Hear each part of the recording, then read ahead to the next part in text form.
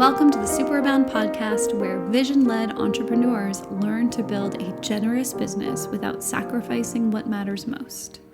You are listening to episode 329, Creating an Abundant Summer. Hello and welcome. You may hear bird sounds in this podcast because we are leaving the windows open. You're going to hear all the sounds of nature and outside and probably cars and trucks too.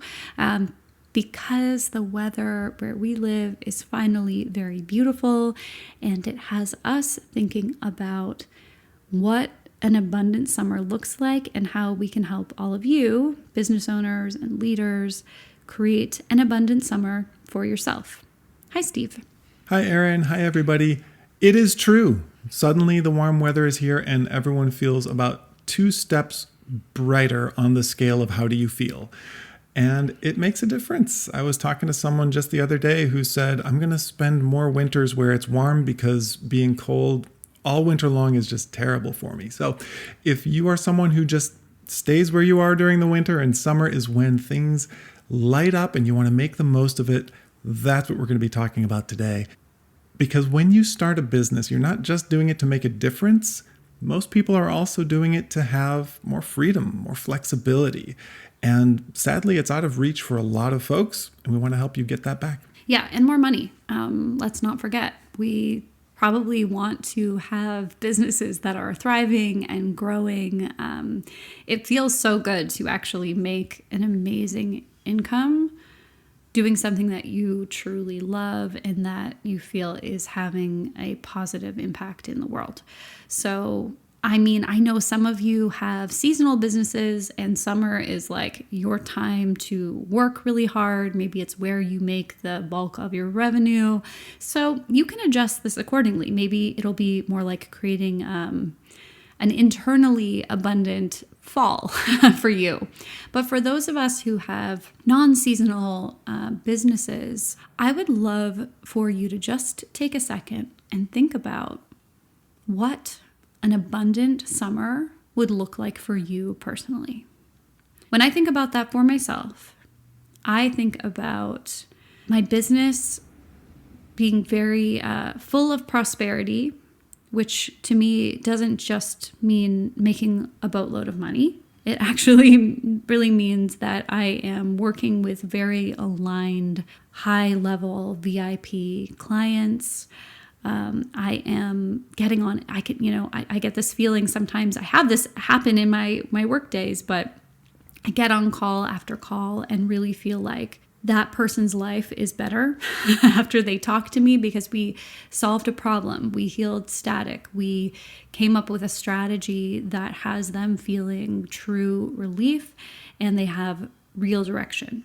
So it feels like in the summer, I do that and it's nice outside, and I do that for a few hours a day. I have plenty of time off with my family, with my kids. I'm going to be spending a lot of time in the garden, and really self-investing in a way that not only makes me a happier, healthier human, but actually makes me a better Superabound coach and consultant, because I do try to lead by example, and I really think that most business owners and leaders do struggle with self-investing and self-care. So I want to be an example of that, and while still inviting in a lot of prosperity. And I love that you start with the question, what do you want? Take a moment for yourself and ask that question. What do you want in in this case, the quarter ahead? What would make all the difference in your business and life? Sometimes the word abundance can be overwhelming for folks who are like, what? I'm supposed to have coins raining down on my head while I'm, hanging out on my yacht in the Cayman Islands. Like, no, it means what you want it to mean. So for Erin, that's gardening. That's time with the family. That's working with great clients. Eating good food. Always food. Always. Lots of workouts. Lots of walks. For you, maybe it has to do with how your team feels. Maybe it's support from the people around you. Maybe it's having a Friday off. Maybe it's going someplace that feels really aligned and the kind of energy that you want to be experiencing. Abundance doesn't have to be some Instagram worthy picture of affluence. It can be what lights you up. That's one of the core messages from our book, is that your superabound vision is yours and yours alone. So, don't get caught up in the FOMO of what other people are planning for their summers. What's going to be most impactful for you? And if you can start to really feel into that, that's going to set up how you approach these next couple of months and the kind of support that you might be looking for to help you make it a reality. So last summer, we hosted a challenge for some of the business owners and leaders in our community, and we called it the Low Pressure Summer. What I had been noticing, I noticed this in myself years ago when I was very motivated by pressure as a fuel source. But I noticed this for a lot of my clients because as business owners, as leaders, we are good at working under pressure. It is a skill that we have all had to learn. We've had to make shit happen even when it didn't feel good, it didn't feel right, didn't feel easy. We just had to figure that out, get over our feelings in the moment and make things happen. But for many of us with that kind of constant training, I have kind of found over the years that it's sort of it's like a one skill set among many that are possible. And it's sort of the one trick pony that most business owners actually end up using. They wait until the last minute to get something done, or they will create pressure and drama if there isn't any present in order to motivate themselves to take that next painful step forward towards something. So last summer, I challenged my clients to try having a low pressure summer, which meant not that it meant we didn't work. It didn't mean that we shut our businesses off for the summer and just went on vacation. It really meant trying to tap into other fuel sources for ourselves, noticing when we would wake up in a panic on a Monday and say, okay, now I've got to very tensely work for the next 8 hours, or whatever kind of your version of that is. And it was a very interesting experiment because I personally thought, hey, I already do a pretty good job at this. I'm really good at, finding other ways to inspire myself. But what I noticed is when I intentionally said, I'm trying not to use pressure, I know how to do it already, but I'm not going to use it as my main fuel source. I noticed that I had to really tap into some of those more free and inspiring sources of energy. I had to get really clear about my vision, about what lanterns were actually important. And something I noticed for all of us is that when we're constantly using pressure, it is often due to a lack of trust that we're in collaboration with forces seen and unseen around us that are helping us to actually do this. When I think about constantly needing pressure, it's when I feel alone in my business, which I'm not alone. I have, a business partner here. But when I feel alone, that is when the pressure is kind of right there for me, right there, ready to be used. And when I feel like, hey, this is all unfolding. I have done so much work over the years, and success is like a snowball effect of all of those years and all of those relationships that I have been building. There's a different source. There's a different type of collaboration with the universe, or whatever your personal belief on the matter is. And it was a really fascinating experiment to see what other sources could be used to light a lantern. So the first step is to be really clear on what that would look like for you and plan it. It sounds simple, but so many people kind of wish for something to change and then wonder why it didn't. And so the first step is to know, what does that abundant summer look like? What does it feel like? What's different about my week? Is it spending more time gardening? Is it going on a camping adventure with my family? Is it scheduling a 2-week vacation? Whatever that is, name it, write it down, and then set some time aside to actually plan what does it look like and what needs to be in place for it to happen. For instance, do you need more coverage from your team? Do you need a VA? Do you need to ramp up with AI internally to be able to handle your absence if something that you want to do requires you to be out of your business? Those are the steps, the challenges, as we say, that will make that change actually become real, become possible for you. Yeah, and when we say plan it, we mean like yesterday. It is something I think a lot of business owners and leaders sometimes wait too long.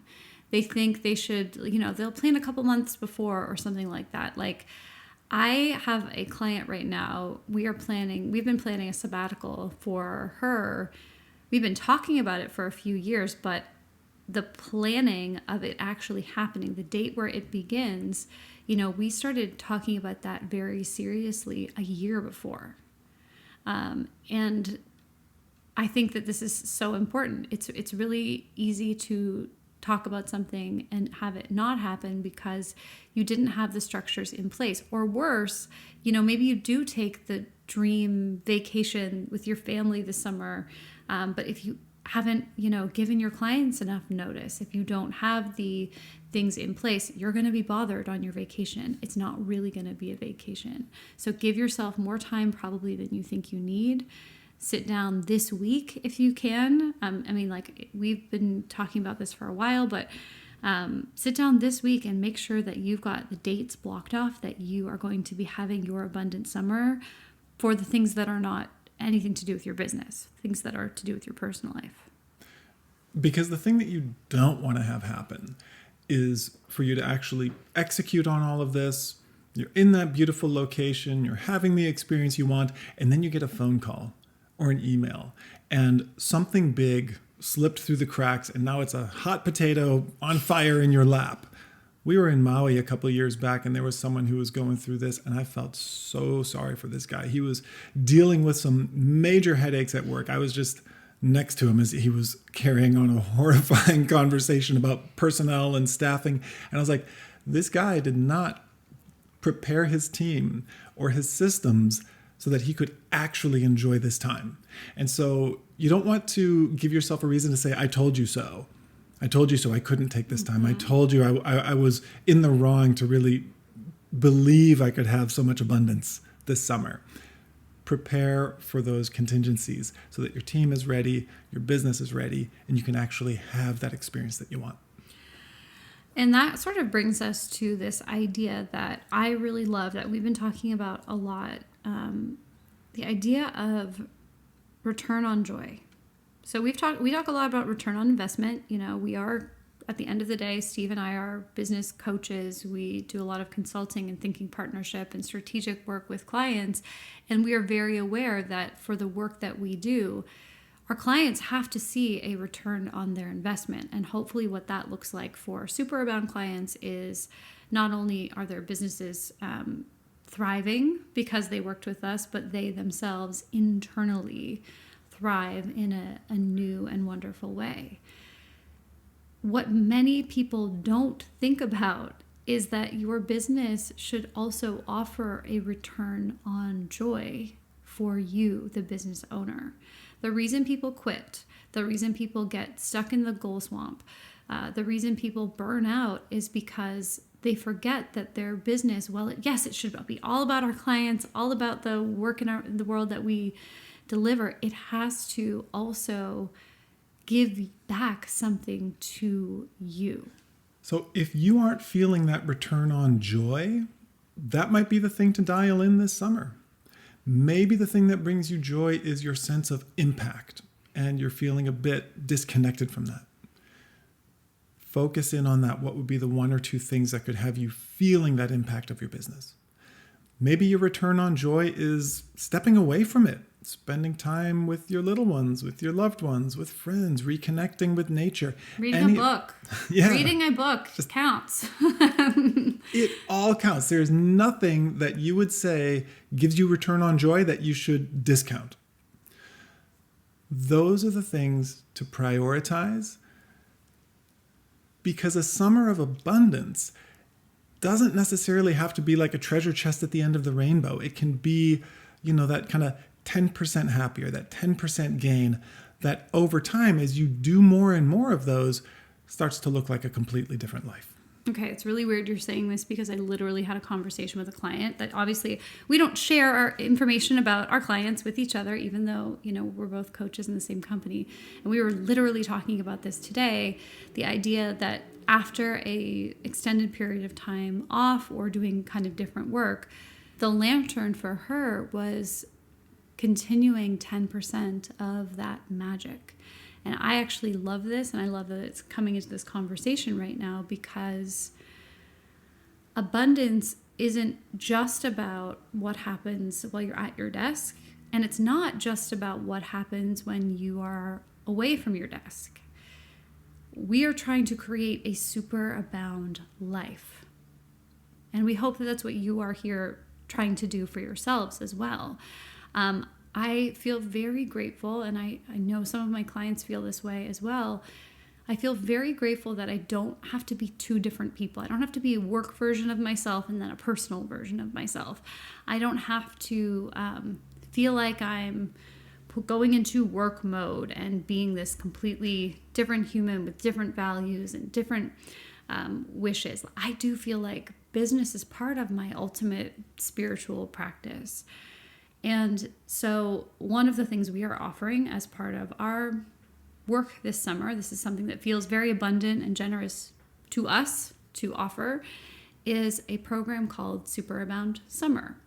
This is maybe a deeper version of that low pressure experiment that we ran with our clients last year. And basically, it's an opportunity for you to work with us in a bit more of a compressed time frame, the 6 weeks from beginning of June to end of July, to make a single shift that's going to make a big difference for you and your business. That one thing that's going to make it feel like this was an abundant summer for you. You can work with us on that shorter time frame rather than our more traditional 6-month engagement. And so we call that the Superabound Summer. You can learn more about it at besuperabound.com/summer. And I would just really encourage you to go back to the beginning of this episode, listen to the questions that we offered you about what that abundance really looks and feels like. Because if you do not intentionally plan for that, if you don't make space for that, if you don't build your business to handle that and to include that, hopefully, there's no way it's going to happen. It's not magic. It does not pop into existence. Unfortunately, it does take careful planning and good systems, and all of the beautiful things that, I do kind of think that those things are magic, but in a much more collaborative way. So we are here to help. We have a few spots for this Superabound Summer program because this is a one-on-one VIP style program. We don't have a lot of spaces available, but if it's something where you want to make over aspects of your business, if you want to reconnect with your vision, your values, unstop the bottlenecks that may be holding your true potential back, your growth, your revenue, whatever it is, it would be great to see if this is a program that would help you. And we're going to promise you that the sessions have to be completed in the time frame of beginning of June to end of July, so that you can go and have that abundant period of time. And we're going to be taking some time off too. So we're going to practice what we teach. Thank you so much. We will talk to you next time.